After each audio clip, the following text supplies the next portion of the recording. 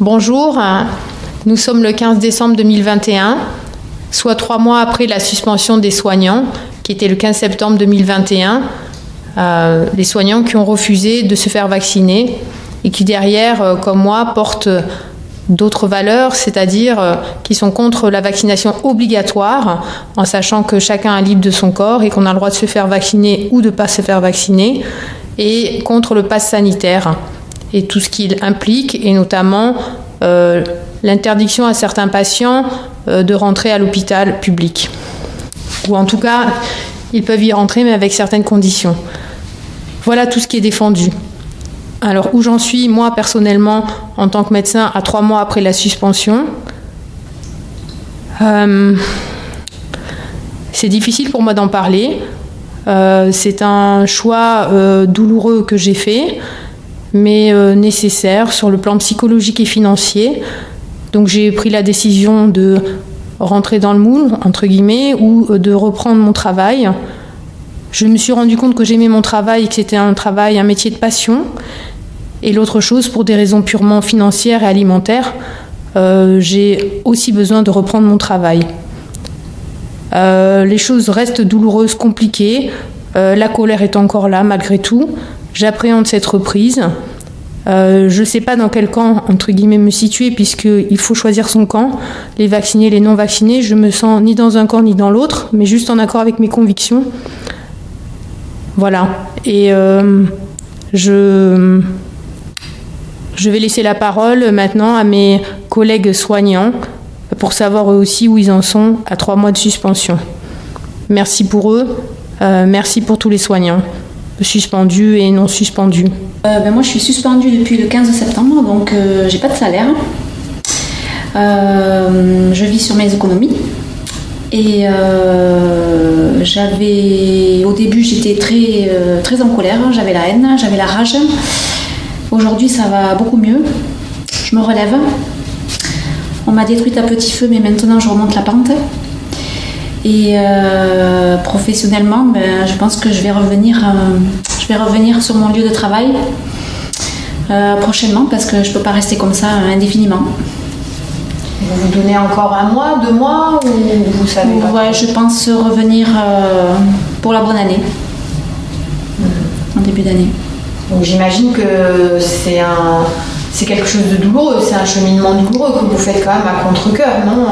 Par obligation financière, j'imagine, non? Ah oui, complètement, oui, pour manger. Je serai contrainte et forcée. Je n'aurai pas le choix. Et donc vous dites que la colère, tout ça, elle est plus en vous. Elle y est encore un peu, ou est-ce qu'elle peut ressurgir? Vous pensez à votre reprise du travail, ou vous avez réussi à la gérer et la canaliser? Alors j'ai réussi là à la gérer pour le moment. Je pense que quand je vais revenir à l'hôpital, à mon avis ça va ressurgir, parce que l'indifférence du personnel, de mes collègues, ça ne me laisse pas indifférente. Donc je pense que ça ne sera pas facile à gérer non plus. Mais je vais faire le tri dans mes collègues, ça c'est sûr. Beaucoup de tri. Après, ce ne sont pas eux les responsables directs, on va dire, mais c'est des dommages collatéraux. Ouais, ils ne sont pas responsables, mais ils auraient pu faire quelque chose, faire une journée de grève, m'appeler, m'envoyer des textos. Je pense que ce qui se passe, c'est grave, et qu'il y a trop de gens qui sont indifférents à ce qui se passe. Dans les médias, on ne parle pas de nous, les journaux, on ne parle pas de nous, l'hôpital, les collègues, c'est comme si on était partis en vacances, tout simplement. Et on va revenir et je ne sais pas ce qu'ils vont nous dire ou ce qu'on va se dire, je ne sais pas. En retournant à l'hôpital, vous resterez avec vos idées, vous resterez, on va dire, combattante, ou vous allez vous fondre dans la masse? Non, je vais rester avec mes idées, je vais continuer les manifestations s'il y en a toujours. Je pense que j'irai encore aux manifs. Il faut continuer, ce qui se passe n'est pas normal, donc il faut continuer, vacciné ou pas, il faut y aller. Vous continuerez à défendre vos idées? Oui. Merci.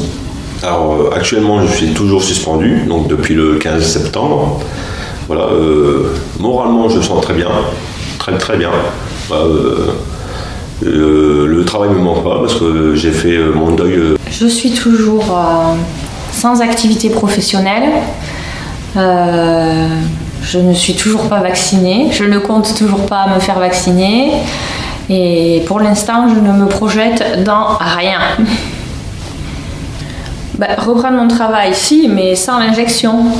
Et prendre un autre travail comme l'ont fait certains pour pouvoir payer leurs factures. Pour l'instant, je n'y arrive pas non plus.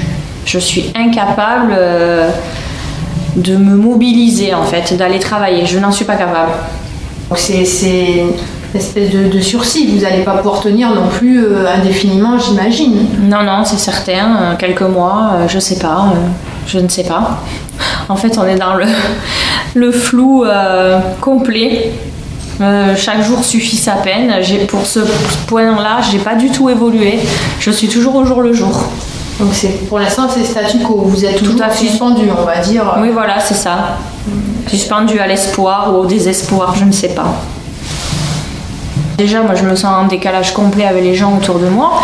Et puis, je suis désespérée que les gens se fassent injecter, empoisonner, à mon sens, parfois sciemment, et que malgré tout, ils y aillent, quoi. Enfin, le désespoir, il est, oui, pour ma profession, pour le fait que je peux plus faire mon métier, mais aussi de voir tous ces gens contraints, soumis, parce qu'ils ont peur, parce qu'ils n'ont pas cette capacité à se rebeller, à rentrer en résistance parce qu'ils ne croient pas en leur capacité. L'union fait la force, j'arrête pas de leur dire. On est des millions, ils sont une poignée d'hommes face à nous et malgré ça, on a l'impression qu'on se débat pour rien, quoi. Enfin, c'est désespérant, oui, désespérant. Je suis très active. Je fais des tas d'actions, des courriers, des actions dans la rue, plusieurs fois par semaine. Il faut faire face aux forces de l'ordre, aux interpellations parfois et aux auditions, les convocations au commissariat et peut-être par la suite au tribunal pour essayer de faire éclater une vérité que, a priori, des gens connaissent déjà mais refusent de se mobiliser en faveur de cette vérité-là parce que c'est trop dur. Donc vous êtes une désespérée combattante, une combattante désespérée, mais vous lâchez pas. Pour l'instant, je ne lâche pas.